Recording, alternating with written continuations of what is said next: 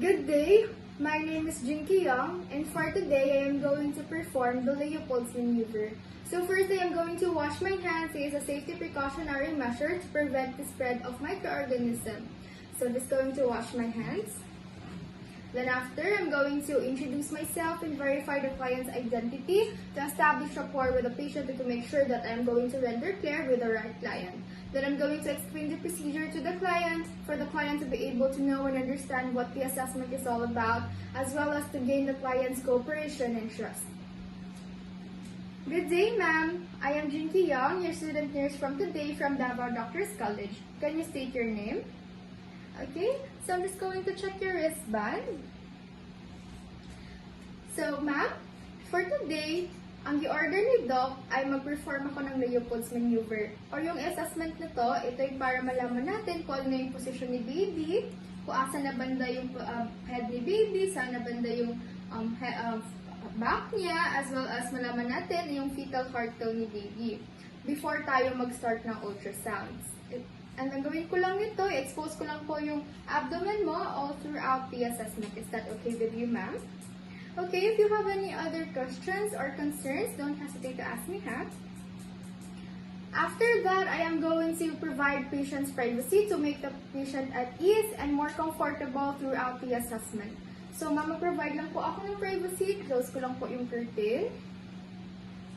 After, I'm going to let the client empty her bladder because a full bladder may cause the uterus to be slightly distended and this may cause us an inaccurate assessment. So, ma'am, before tayo mag-start, pwede po mangihi ka muna so that maging comfortable ka later on pag mag-start na tayo. Okay, ma'am?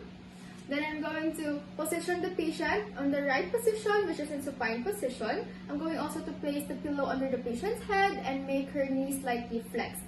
This helps to prevent the abdominal muscles to be tense, as well as this position helps the patient to be more comfortable. So, ma'am, i-position lang po kita, ha? And then, mag-provide lang po ako ng pillow underneath sa head mo. Sa taas ko ng head mo, ma'am, ha? Assess kita.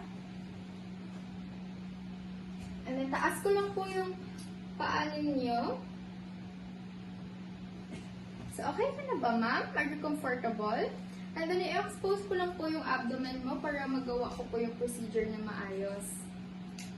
Taas ko na po yung damit niyo, ma'am. Also, do not forget to place a rolled towel, or you can also use a small pillow to place that underneath the patient's right hip to prevent supine hypotension syndrome. I'm just going to get a rolled towel. Ma'am, maglagay lang po ako nito underneath sa right hip mo, ma'am, ha? So, okay lang po sa inyo, ma'am. Itaas ko po muna. Okay na, ma'am. So, as you can see, I am standing at the client's right side. So, this is because proper body mechanics is very essential for me to be able to maneuver well all the procedures that I'm going to do. Since I am right-handed, I am standing at the client's right side. Then I am going to start doing the procedure or the first maneuver, which is the fundal grip. So before we start, make sure that your hands are warm by rubbing them together. So I'm just going to palpate with both of my hands, using the palm of my hands on the upper part of the abdomen, which is the fundus. Palpate it. And then, I'm going to feel what lies in the fundal part, if it's the head or the buttocks. So, ma'am, mag-palpate lang po ako, ma'am, ha? Okay.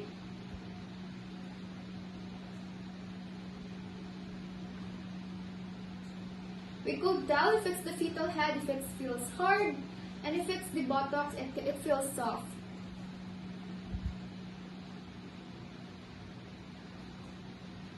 Okay, next, I am going to perform the second maneuver, or this is called the umbilical grip. So for this one, I am going to palpate the sides of the abdomen using a gentle but deep pressure. So I'm just going to place both of my hands on the sides of the abdomen. This helps us to determine what part lies in the fetal back. If it's on the right side of the abdomen or the left side of the abdomen. So using my right hand, I am going to use this to maneuver in a downward motion while slightly pressing it, and with my other hand, which is the left hand, I'm going to place it as a support and make sure that it is set steady. So ma'am, mag-palpate na po ako.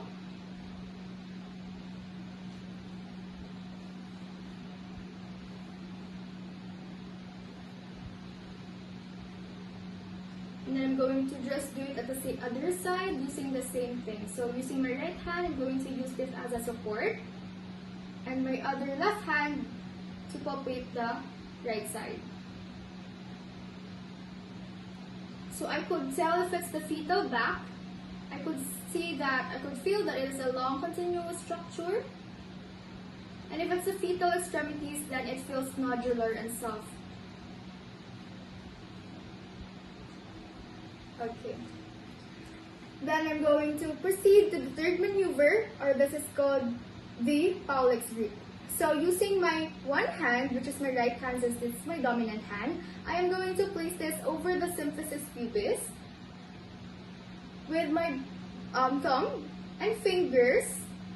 In between, I am going to grasp the lower uterine segment gently.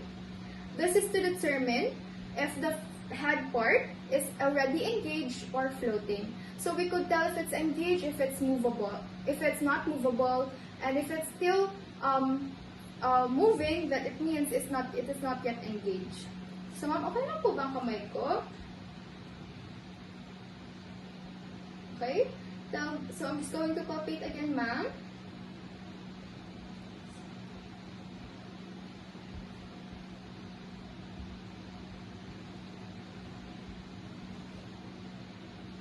Okay. So next, for the fourth maneuver, I am now going to face the patient's feet while I'm going to palpate on the sides of the abdomen towards the symphysis pubis in a downward motion using the fingers of both of my hands.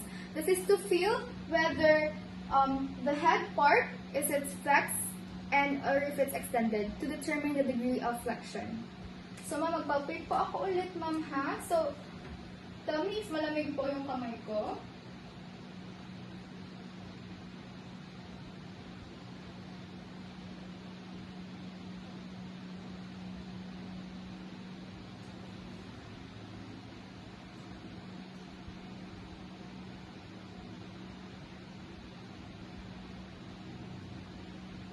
And also, this helps to determine the findings of the third maneuver.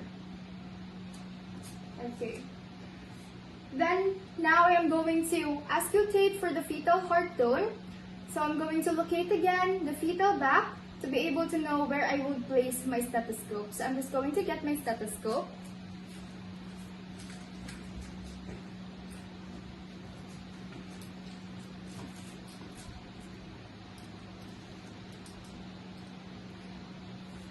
So I'm going to palpate again and feel the fetal back.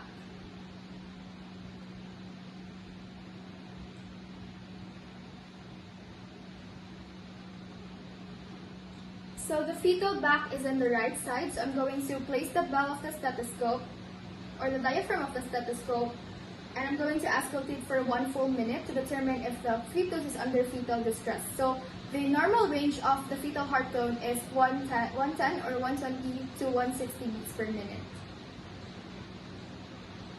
Since the fetus is in cephalic presentation, I am going to place my diaphragm in the lower right quadrant.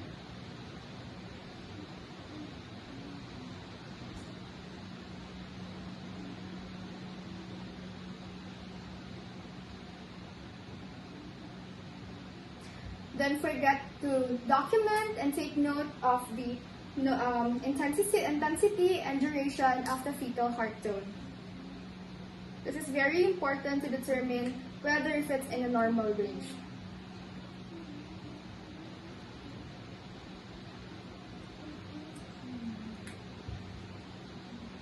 So, okay na ma'am. Baba ko lang po ulit yung t-shirt nyo. So, are you in comfortable position, ma'am? Taas ko lang po yung umbilical blanket, ma'am, ha? So that you will be comfortable. It is very important to make the patient comfortable again so that the patient would not be uneasy. So it's very important to always take note of that. So okay na po ma'am ang procedure, tapos na po tayo. So wait lang po tayo for further instruction ni Doc. So thank you for your cooperation ma'am. And then lastly, don't forget to document all the procedure that is done for future database. This is very important so that we could not forget on what are the results na nakuha natin for this procedure.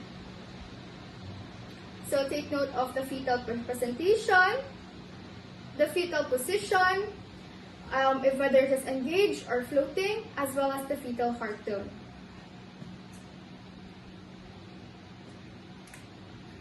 So that is all for the Leopold's maneuver.